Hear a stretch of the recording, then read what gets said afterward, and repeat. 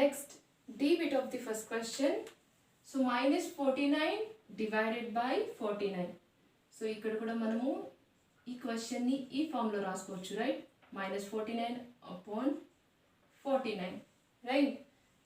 49 is the same number, so it get cancelled, and minus 1 is the answer for this bit. It's coming to the E. 13 divided by minus 2 plus 1.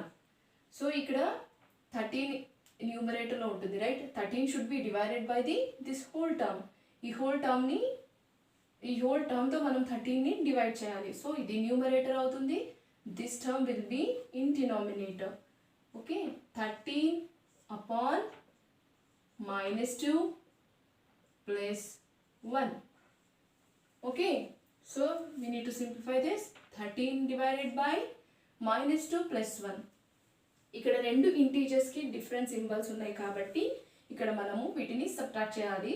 So 2 minus 1 becomes 1 and the symbol to be taken is largest నెంబర్కి ఏదైతే symbol ఉంటుందో దాన్ని మనం తీసుకోవాలి కాబట్టి minus 1 will be in the denominator. Okay, ఇందాక మనం చెప్పుకున్నట్టుగా minus should not be in the denominator, so we'll take it into the numerator. So minus 13 upon 1.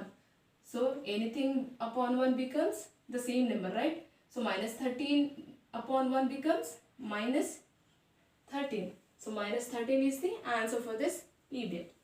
It's coming to the F1. 0 divided by minus 12. So this can be written as 0 upon minus 12, right? So minus అనేది denominator లో ఉండకూడదు కాబట్టి we'll take it to the numerator. So minus 0 upon 12. But is it correct? minus 0 అనేది కరెక్టా? కాదు. Because ఎందుకు అనంటే 0 అన్నది నైదర్ పాజిటివ్ నార్ నెగటివ్, అంటే అది 0 పాజిటివ్ కాదు, నెగటివ్ కాదు. So no symbol should be return beside of 0. Okay, 0 పక్కన ఏ సింబల్స్ ఉండకూడదు కాబట్టి it should be return as 0/12. So న్యూమరేటర్లో 0 ఉండి డినామినేటర్లో ఏదైనా ఇంటీజర్ ఉంది అనుకుంటే answer will be 0. Okay, for suppose న్యూమరేటర్లో ఏదైనా ఇంటీజర్ ఉంది అనుకుందాం. Suppose 2, right?